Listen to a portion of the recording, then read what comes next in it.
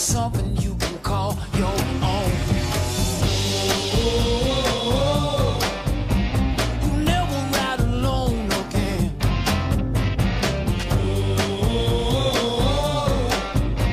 You never ride alone again. You know I've seen some hard times. You know I paid some dues. Rolling down the... Amigos do T-Riders, hoje eu convido vocês para dar uma curtida na rádio do T-Riders, a rádio do Marcelo aí, né? Conta com o apoio de vocês, né? E vamos entrar na página, vamos curtir, vamos acionar o sininho, né? Vamos ajudar a compartilhar. E lembrando que tem o Carlos Lopes do CL Produções, ele tem tudo para o evento de vocês. E também o Douglas dos Pterodáctilos do Metal Silker, ele tem uma loja virtual onde tem camisetas exclusivas com lindas estampas. E hoje eu vou conversar, ter um bate-papo com um grande amigo, André Viana. Quem é André Viana? Presidente dos Forasteiros, esse grande clube tradicional, fundado em 1997 e que começou num dos maiores eventos que teve na década de 90, né? Posso dizer que foi praticamente um estoque, um marco no motociclismo, onde tinha grandes clubes que inspiraram, né? E lá começou esse clube que hoje tem em vários estados brasileiros, Forasteiros Motoclube. O André vai contar algumas aventuras aí, algumas situações vivenciadas do clube, como esse clube se formou. Não é isso aí, André? Conta aí para nós. É isso aí, Índio. Eu sou curitibano, nascido e criado aqui em Curitiba e já rodava de moto, né, cara? Desde muito cedo comecei a rodar de motocicleta e meus pais eram funcionários da rede ferroviária, meu pai maquinista e minha mãe telegrafista, e aí eu, muito menino, assim, jovem, ia no depósito das máquinas, via aquela coisa da motorização, aquela coisa toda, e tudo aquilo me atraía muito cedo, né? E, cara, quando eu peguei uma certa idade, já comprei a primeira moto, comecei a trabalhar muito cedo, comprei a primeira moto e comecei a rodar aqui em Curitiba. Eu tinha uma turma aqui no bairro do Cajuru, né, que eu sempre morei aqui, e essa turma se deslocava para um local, para o outro, curtindo, andando de moto aí e tal, né? E, cara, essa coisa do clube sempre teve muito dentro de nós, né? Aí em 95, aconteceu esse evento em Curitiba, que foi um grande evento, né, cara? Chamou-se Big Cycle. E nós tivemos a oportunidade de ir no Parque Castelo Branco aqui, na região metropolitana aqui de Curitiba. Cara, e ali foi uma coisa muito louca, eu vi acontecer muita coisa legal ali, né? O estilo da rapaziada, tava tendo uma convenção de tatuagem também, e blues, rock and roll rolando, né? Então aquilo me fascinou, né, cara? Eu e mais alguns amigos fomos lá, da turma que nós andávamos de moto em Curitiba. Cara, e aí quando acabou o evento, assim, porra, nós ficamos todo final de semana lá, né? Quando acabou o evento, porra, nós se ligamos, falamos, cara, isso aí foi muito legal, e começamos a se interessar mais por isso aí, entendeu? E foi aonde a gente surgiu a ideia, em 95, e oficializamos o clube em 97 daí, que foi o início do nosso clube. É isso aí, meu querido Andrezão. A gente vai fazendo o vídeo conforme dá, né? A gente vive na estrada, né, cara? Mas o importante é o conteúdo. E aí? Então tu e esses amigos em 95 participaram desse grande evento, se apaixonaram. Vocês tiveram algum clube padrinho que ensinou vocês? Porque vocês levaram 2 anos para formar os forasteiros. Como é que foi? Me conta aí essa pegada aí. Vocês foram aprendendo, 2 anos é tempo até formar os forasteiros. Conta essa pegada aí, André, como é que foi? Então, Índio, interessante, cara, porque nessa época, nesses 2 anos, o que aconteceu? Essa rapaziada que eu conheci ali no Parque Castelo Branco em 95, eles me convidaram para ir a São Paulo. Logo em seguida, um ano depois, teve um evento em São Paulo, em Serra Negra especificamente. E aí eu tentei me agilizar, tal, em Curitiba, e fui para Serra Negra. E foi uma coisa muito louca, cara, na saída para Serra Negra, porque foi assim, ó, eu fui com uma RD 350 E o camarada que foi comigo foi com a motocicleta um Amazonas, cara. Você vê duas coisas completamente distintas, né? E viajamos à noite para São Paulo. Quando chegamos de manhã lá em São Paulo, clareando o dia e tal, nós precisamos de uma peça para RD, que é moto 2 tempos e tal, começou a vazar óleo pelo reservatório. E aí encontramos um clube lá em São Paulo. E os caras ficaram fascinados pela Amazonas, que essa moto foi criada, pelo que eu sei, lá no ABC Paulista e tal. E já começaram a ligar para uma rapaziada para vir ver a moto e tal, e já nos acolheram muito bem. E eles tinham um trem que iam descer para Serra Negra e tal, e nós acabamos, como eu e esse camarada meu estávamos assim, meio largado, né, meu? Aí nós descemos sozinhos. Tal. O cara falou, meu, porra, boa viagem para vocês, se encontramos lá em Serra Negra. E aí, lá em Serra Negra, a gente começou a trocar mais ideias, o fascínio também, né, da rapaziada, por nós termos feito essa viagem mista com uma Amazonas e uma RD 350. E uma coisa interessante que eu lembro que na época falaram bastante para nós é sobre a BR-116, né? Que a Rasmus Bittencourt, ela era uma estrada, foi considerada durante muitos anos, né, meu? Porra, uma estrada perigosa, né? Tanto que chamava de Estrada da Morte, Corredor da Morte. E eu lembro, cara, que chegando em São Paulo, lá na Serra do Cafezal, que dizem hoje, mas para nós era a Serra dos 90. Tinha umas fendas assim, que acho que nas pontas alguma coisa acontecia, eles movimentavam aquilo. E chegou uma vez que começou a trocar essa ideia, então os caras também eles acharam legal a aventura. Por coincidência nós viajamos uma noite com duas motos completamente diferentes uma da outra. E então a aventura também proporcionou esse intercâmbio com a rapaziada lá. E a Amazonas também, que tinha o cara que um dos idealizadores da Amazonas estava lá e acabou, né, me ouvindo trocar uma ideia com nós e viramos amigos. Em relação ao apadrinhamento, na verdade a gente não teve, né, porque nós acabamos criando essa vontade de ir em São Paulo e através daí a gente meio que já se enturmou com a rapaziada lá. E foi muito legal, então basicamente quem nos apadrinhou mesmo foi a estrada, né? Porque nessa viagem a gente acabou chegando lá, fazendo amizade com essa rapaziada e ali começamos a trocar outras ideias, né, cara? E o movimento do encontro era gigantesco, assim, cara. Muita gente envolvida, ideia, era tudo novo para nós, né? Então isso fortaleceu bastante a nossa vontade de montar o clube, sabe? Mas apadrinhamento assim direto não tivemos, não. Eu conheci alguns grandes clubes lá na época e automaticamente tentei seguir mais ou menos aquilo que eu vi ali em São Paulo e trouxe para Curitiba e propus na mesa para nossa rapaziada e foi o que a gente tentou seguir até hoje, assim, é uma coisa que ficou marcante para nós. E falando sobre essa questão de apadrinhamento, depois de muito tempo no próprio clube, os caras sempre criam umas frases, tem sempre umas conversas, né? E depois de muitos anos, o clube formado, tudo, alguém do clube tocou num assunto e ficou uma frase uma frase que ficou uma máxima para nós, né? Rodando e aprendendo. Então essa coisa do ter ido lá foi no início dessa história do rodar e aprender. Então para nós foi muito interessante isso. Grande Andrezão! Isso aí, meu querido André. É bem isso, a gente tem que rodar para aprender. Às vezes o pessoal não entende por que Curitiba, né, tem tanto clube tradicional. A cena começou lá no Rio de Janeiro, se formou ali em São Paulo, na Zona Leste, e Curitiba hoje detém vários clubes tradicionais justamente pela proximidade.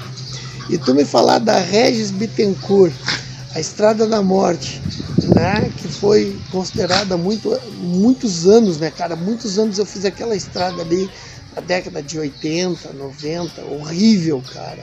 Era muito perigoso. E saber que tu fez com uma moto 2 tempos, eu também fiz muitas viagens com moto 2 tempos, cara. Né? E a gente vai aprendendo assim. André, então, na realidade, o padrinho de vocês foi a estrada. A proximidade de alguns clubes em São Paulo foi o que foi dando a inspiração para vocês. E vocês foram criando essa identidade do clube. Conta um pouco mais, alguma curiosidade tua aí, alguma coisa sobre o clube Forasteiros. Então, essa curiosidade, que é uma coisa interessante para nós aí, foi que quando nós começamos o clube, né, era bastante motocicleta mista e tal. 97 não tinha toda essa gama de motocicleta que tem em Curitiba, né, e no Brasil, enfim. E aí nós tínhamos umas motos maiores aí que acontecia o seguinte, os caras caíam com essas motos, que rodavam muito rápido com as esportivas e tal, e nós comprávamos essas motos batidas e tal, e usávamos para a estrada. Porque acontecia, nós, a rapaziada meio sem grana, estão ainda tentando ajeitar um estilo ali, arrumar um estilo, mas essas motos eram motos de cilindradas maiores e tinham força, né, para atravessar aí uns locais maiores de estrada, que é o que nós queríamos. Então nós comprávamos muita moto batida, que caía e tal, e colocávamos os alforjes de couro e tal. Então isso foi uma coisa interessante, que quase o pessoal nunca tinha visto muito isso, né? Então nós chegávamos nos encontros e tal, com essas motos esportivas, com os alforjes de couro, a rapaziada achava um troço interessante, né? E aquilo foi uma particularidade que eu achei interessante. Depois o clube foi se moldando, entrou mais outras motos no Brasil e tal, né? E uma vez o cara falou pra mim, pô, cara, eu vejo que vocês gostam de rodar tal, com essas motonas aí, com os alforjes de couro. Vocês já pensaram assim, em tentar migrar para as motos custom, alguma coisa? E a partir daí também teve essa mudança no clube. Mas essa cena das motos esportivas, sem carenagem, tá, com os alforjes de couro, marcou bastante a nossa trajetória no meio do motociclismo aí. Foi muito interessante falar sobre isso. Esses dias ainda eu conversava com o grande ainda dos ferramentas, ainda dizia para ele, cara, a nossa cena está muito fácil hoje. Hoje o pessoal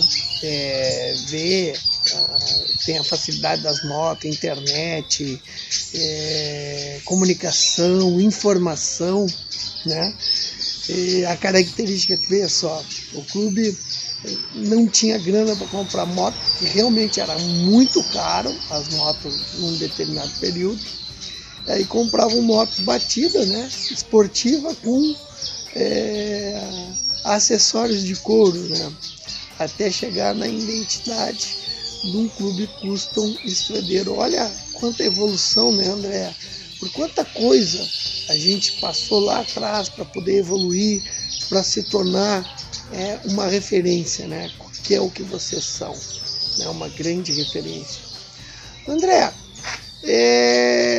quem foram os membros que junto contigo fundaram o clube e quais ainda estão dentro do clube, né? Fala aí. Nosso clube foi formado com 7 caras no início. 3 já não estão mais no clube, né? Por motivos pessoais acabaram saindo, e 4 ainda estão presentes na diretoria do clube, que sou eu, o Julinho, o João e o Bola. Então essa rapaziada também, por estarem presentes no clube e serem da fundação, isso ajuda muito, cara, nas questões de normatização, nas questões de ideia, nas questões do próprio legado do clube. Porque a história é legal você repassar isso para a rapaziada nova que está entrando, e eu noto que o pessoal novo de clube se atenta muito para essa história, né? E, então quem vem para o clube, a gente faz questão de passar para eles toda essa trajetória que o clube teve, né? E esses 4 caras da fundação e tantos outros integrantes antigos também ajudam bastante. Isso torna mais fácil na questão da condução do clube, né? Porque se tem alguma dúvida, alguma coisa, geralmente o cara vai lá, busca no arquivo da memória e acaba respondendo muita coisa, não fica nada muito no ar, né, cara? Criando certos contos, certas bravatas, vamos dizer assim. Tem dúvida, pergunta, e o fato desses caras estarem ativos no clube, isso favorece bastante, viu? Eles fazem parte da diretoria, então sempre quando tem alguma troca de ideia, alguma coisa, manter a identidade desses caras, as histórias que eles conseguem manter entre nós aqui, faz muito bem para o clube, né? Na questão de condução do clube, né? Faz toda a diferença.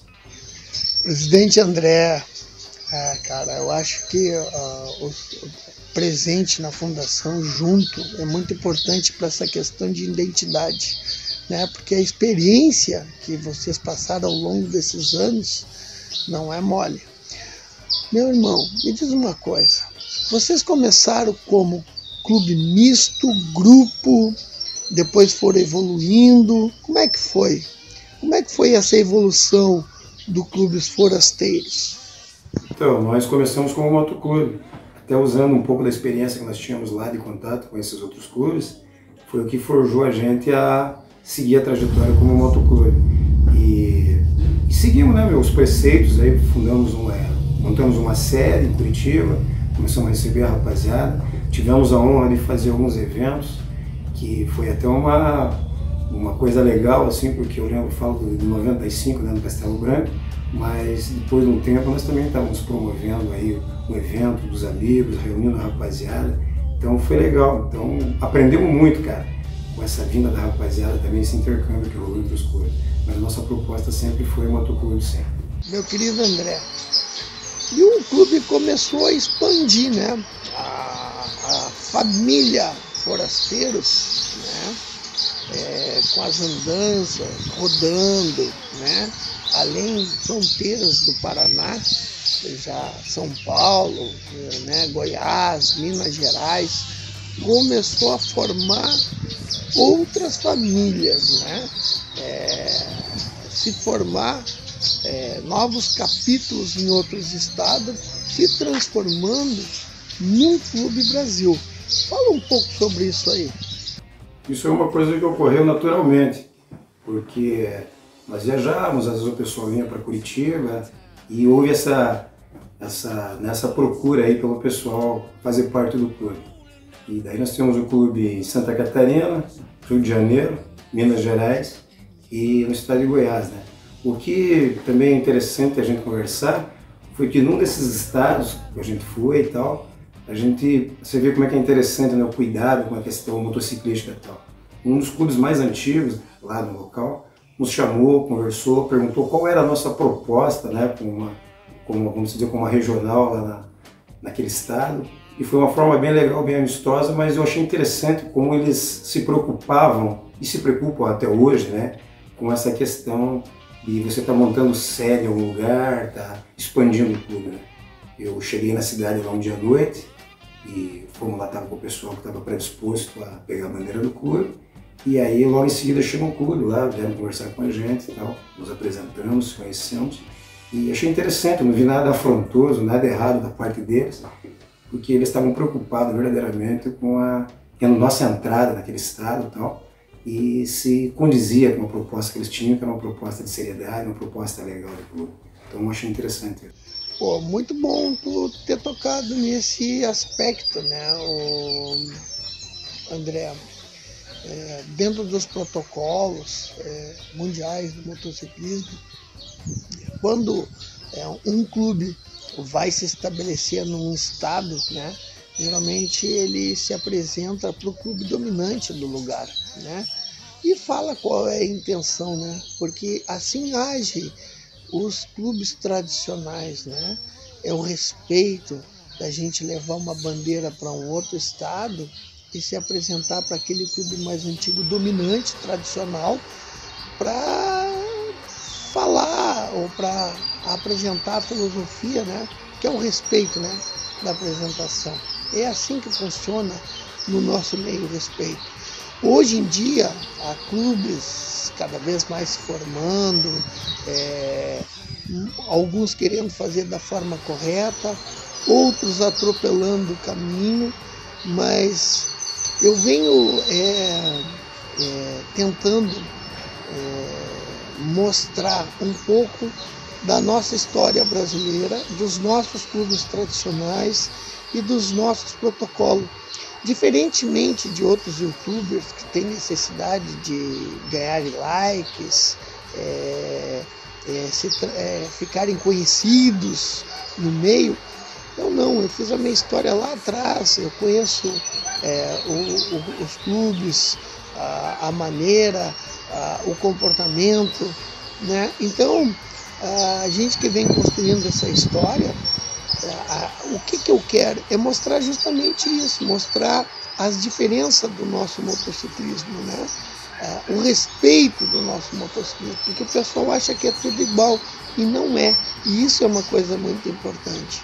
André, me fala uma coisa, meu querido, conta umas curiosidades aí, tua e dos forasteiros. Uma das curiosidades que eu participei ativamente foi uns 3 noturnos que nós fazíamos aí pelo clube. Eu trabalhava numa instituição bancária aí e saía às 23h30, que era uma área de informática e tal. E aí o pessoal me esperava para nós sairmos tudo junto no treino. Muitas vezes eu até falava, pô, eu vou depois, tal, a gente se encontra na entrada. Não, vamos esperar. E aí eu ia para essa instituição com a moto traiada, tal. O pessoal estranhava até aquilo, né? E aí na noite nós se encontrava com a rapaziada e virava a noite rodando para chegar nos encontros, às vezes era mais perto e tal, mas era uma particularidade, uma coisa assim, uma curiosidade que foi interessante. E esses trem aí também ajudavam, cara, na troca de ideia, na curtição. Foi muito legal fazer essas viagens noturnas. A gente mais veterano hoje evita e tal, né? Mas naquela época era muito legal, né? Tirava de letra mesmo e viajamos muito à noite na questão de encontros, essas coisas assim. Eu achei muito interessante isso.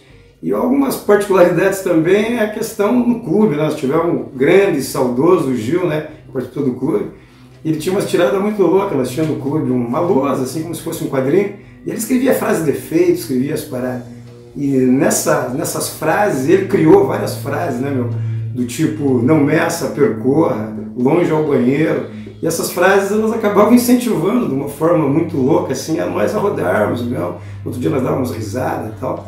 Mas era uma forma legal, porque ele era um cara muito leve na forma de tratar. Era uma forma de ele mandar um recado pro clube também e incentivar mais a rodar. E tantas outras histórias, né, que teve aí e que foi um grande barato, né?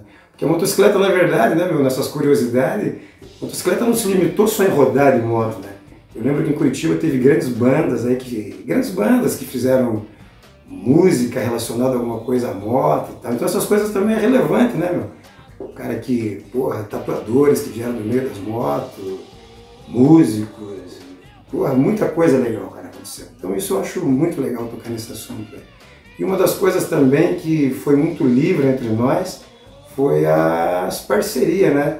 Com mecânico, com essas paradas todas. Os caras ajudavam sempre nós, né? Com pneu usado, uma coisa. Isso foi muito legal pra nós. Cara, tu tocou numa figura lendária no nosso meio, o Gilzão. O Gilzão era um cara diferenciado, cara, um cara que rodava muito, levava a bandeira dos forasteiros em diversos clubes, né, tradicionais aí no Brasil, apresentando, né, a filosofia dos forasteiros.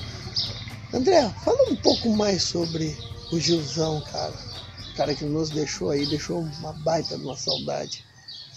Falar do Gil é um grande barato poder tocar nesse assunto e completamente emotivo, né, cara? Porque o Gil foi um grande amigo, uma grande pessoa que representou o motociclismo de uma forma muito livre, muito tranquila, né? Voltando às particularidades aí, tem uma história dele, como tantas outras, né, que nós brincávamos que o Gil era o criador do pneu faixa azul, porque uma época ele comprou um jogo de pneus para moto, e esses pneus faixa branca, quando saem da revenda, novos, assim, eles são azul, né? E o Gil ficou uma cara sem lavar a moto e tal, e esses pneus ficaram na moto dele. Daí um dia o pessoal do clube brincou com ele, porra, Gil, você é o criador do pneu faixa azul e tal, e ele ficou de boa. Aí na estrada, rodando um tempo lá, o pessoal estava no clube rodando, e acabou que um dos pneus das motos faixa branca, que estava com o pneu faixa branca, começou a gastar. E foi gastando, e mostrou a faixa do meio, né? Aí quando paramos no posto lá, o Gil, ironicamente, chegou e brincou, falando, porra, velho, eu sou o criador do pneu faixa azul, e você é o criador do 3 faixas, meu, 2 laterais e uma no meio. Então ele tinha muita história irônica, muita história legal, e também tinha essa força, né, essa magia de chegar nos lugares, viajar, curtir, e representou muito bem a bandeira do clube enquanto esteve presente entre nós. Não só ele, mas grandes amigos que se foram, né? E foi interessante também, nós tivemos uma oportunidade com o clube irmão nosso de fazer uma homenagem para ele na Cordilheira dos Andes. E mesmo depois de morto, né, vamos dizer, ainda conseguiu contagiar a rapaziada com seu carisma, com seu amor, que ele sempre dedicou no motociclismo. Falando dessa viagem, foi uma viagem linda, uma viagem que uniu quase 40 motos, 2 clubes irmãos, e foi uma homenagem maravilhosa que a gente teve a honra de conceder para ele lá na Cordilheira dos Andes. Então ele foi uma pessoa ímpar, né? Um cara que deixou um legado de amizade, de respeito, de companheirismo, de leveza, como tantos outros irmãos que já se foram, né, do nosso meio. Então falar do Gil é sempre uma honra e é extremamente emotivo também. Falar de um irmão, ainda mais um irmão que se foi, né, e que deixou um legado muito grande no clube, né? Essa viagem dos 2 clubes que foram à Cordilheira para levar as cinzas, né, mostrou do Gilzão, do nosso Gilzão, ficou uma coisa histórica dos Forasteiros. Meu querido André, os Forasteiros é um clube linear ou piramidal, tu como presidente. Como é que funciona o sistema do clube? O clube funciona da forma hierárquica. Presidente, vice-presidente, diretores e líderes, né? Cada um com sua função específica dentro do clube. A diretoria a gente criou através de necessidades que o clube tinha, né? Clube de moto, como todo mundo sabe, uma sede, tem que ter alguém para administrar, né? Os comboios de moto, quando sai, você tem que ter alguém também para interagir, né, meu? Porque você sai com 20, 30 motos, então tem que ter uma forma organizacional para isso, né? E essa questão hierárquica nossa ajuda muito nisso aí, entende? Nossas eleições são biênio, cada 2 anos a gente tem a eleição do clube, e diretor, líderes, tem o papel de ajudar, né, cara, na questão do bom andamento do clube. Então, se dá de uma forma muito tranquila essa questão organizacional aí. Mesmo porque a gente tem um estatuto, né, que foi criado, um regimento interno, então isso facilita. Às vezes pode até parecer um pouco burocrático, mas na verdade isso facilita muito, viu, cara? E torna-se mais fácil a questão de administração mesmo do clube, né? Porque isso aí não tem como você deixar aberto, totalmente largado, porque torna-se o caos, né, meu? Então, o nosso clube trabalha da forma hierárquica, sim. Da forma que nós adotamos aí para administrar o clube. Grande André, não poderia ser diferente, né, cara? O clube com seu estatuto, com seu regimento interno, assim funcionam todos os clubes tradicionais. Meu querido, com essa crescente do motociclismo desordenadamente, né, o Curitiba aí acabou criando uma federação paranaense para tentar corrigir a cena, respeitando a soberania de cada clube, que é o que é mais importante, né? Me diz uma coisa, vocês têm registro de marcas e patentes? Porque, infelizmente, com essa crescente de clubes desordenadamente, o pessoal copia brasão, copia nome. Como é que está essa situação? Vocês já foram vítima disso aí. Fala um pouco sobre isso aí para nós. Sim, nós temos um CNPJ, temos uma marca registrada, tudo, né? E o que mais surpreende a gente é que com tudo isso ainda tem uns caras que persistem, né, meu, em querer ir contra a lógica, né, cara? Então, há muito tempo atrás nós criamos um estatuto, registramos, entramos com a nossa marca do Instituto Nacional de Propriedade Industrial e, essas coisas não tem, né, meu? Nós não estamos num país sitiado. Tem regras para tudo, né, meu? Por mais que a gente seja livre com a motocicleta, por mais que nós tenhamos essa liberdade de expressão, existem regras. E uma das regras é você ter um clube automaticamente e registrar a marca, né? Nós aqui no clube até temos um dizer interessante entre nós aqui, que é o seguinte: nós colocamos um filho no mundo e damos um nome para ele. Agora, nós ficamos muito tristes, muito cabreiro com essa situação dos caras entrar, querer usar o nosso nome aí, né, cara, de uma forma que não tem nada a ver. Já tive situações em que me ligaram de madrugada aí querendo saber se era membro do Forasteiros Curitiba e tinha se envolvido em certas situações. Aí, na verdade, não era. Então, esse tipo de coisa, bicho, gera toda uma polêmica, gera todo um mal-estar aí, né? Então, eu peço aí a rapaziada que pretende montar um clube que procure aí os meios de comunicação, está muito fácil, aí tem internet, tem tudo, e veja a história do clube. E eu acho que o grande advogado nosso, que advoga muito por nós nessa história aí, é o próprio movimento motociclístico, né, cara? Ter a honra de estar falando com você, ter a honra de conhecer grandes clubes, grandes presidentes, grandes motociclistas também acaba automaticamente advogando por nós. Não que a gente não precise demandar da justiça. Tem a justiça até aí para isso, né, cara? Então eu acho uma coisa interessante que você tocou e que as coisas mudem, né, em relação a isso, até para não banalizar o nome do motociclismo em geral. Porque vários clubes podem passar por isso. Então a gente tocou para a justiça isso aí, e a justiça está tomando conta disso aí para nós, né? Agora o nosso grande advogado, como eu terminei de falar, do motociclismo, e são nossos grandes amigos que estão com a gente aí na trajetória bike. É exatamente isso, né, meu irmão? Hoje nós temos os clubes, os verdadeiros, né? Reconhece verdadeiros. Não adianta querer entrar, porque se não tiver o código, não tiver o entendimento, não tiver uma história, não tiver maneira de chegar, não adianta. Não vai ser reconhecido pelos verdadeiros, né? E hoje se tem um registro interno, tem um advogado, se ganha dinheiro, o pessoal bota, então daqui a pouco vai ter que responder e vai ter que pagar, vai ter que entrar, gastar. E conheço vários que já estão pagando aí, justamente por isso. E tem cada vez mais colocar a nossa cena de forma correta, de forma séria, né? Mostrando a real intenção e o respeito. Nossa cena, a nossa filosofia, ela é pautada em honra e respeito, em primeiro lugar.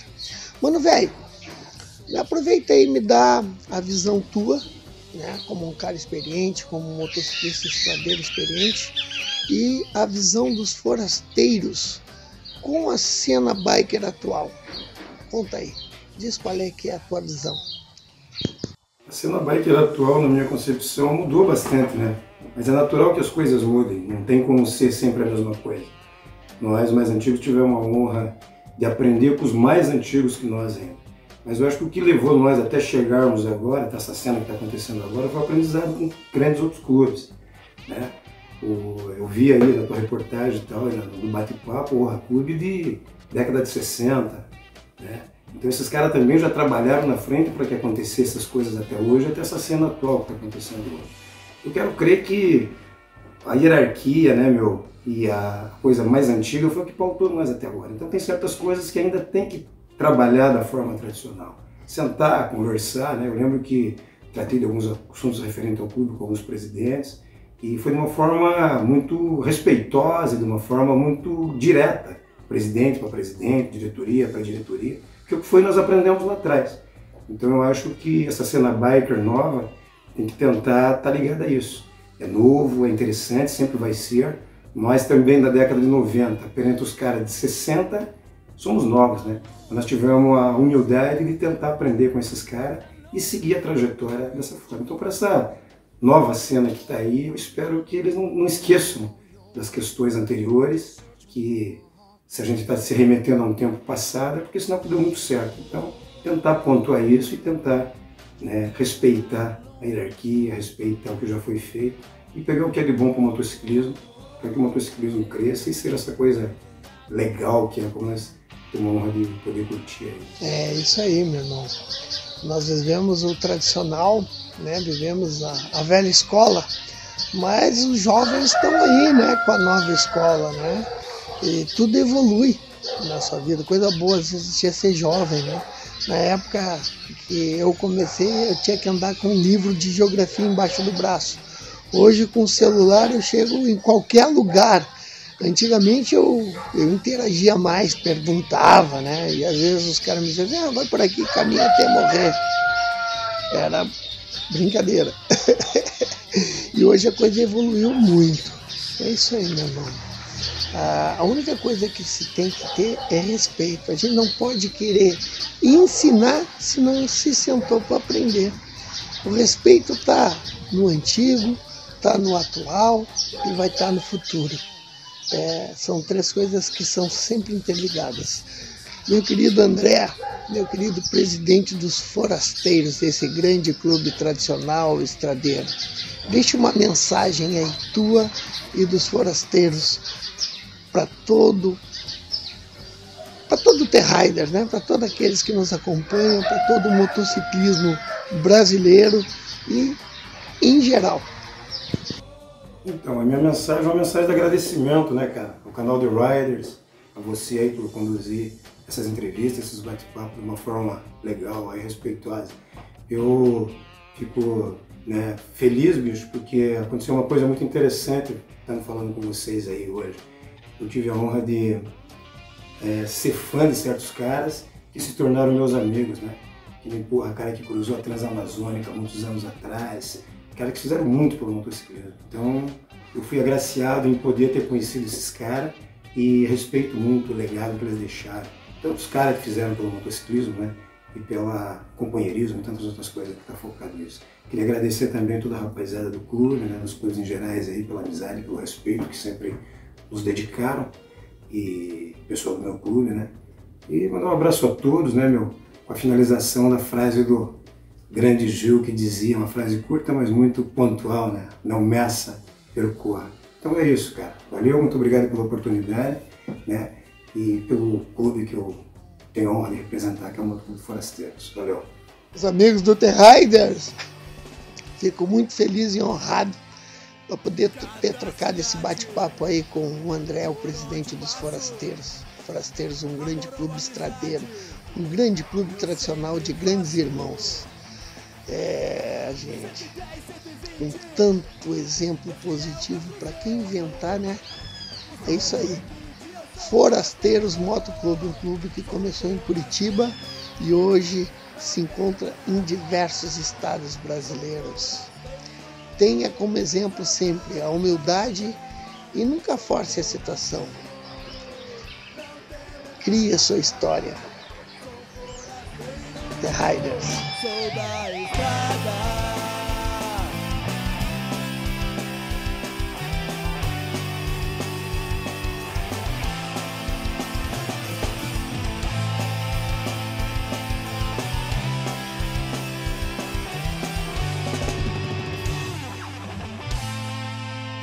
Nas minhas costas, o meu escudo sobre duas rodas. Eu conheço o mundo, meu coração bate, família ao fundo, meu peito ao vento, eu rodo tudo, sou um forasteiro, não temo nada, sou um forasteiro, sou da estrada, sou um forasteiro, não temo nada. Sou da estrada.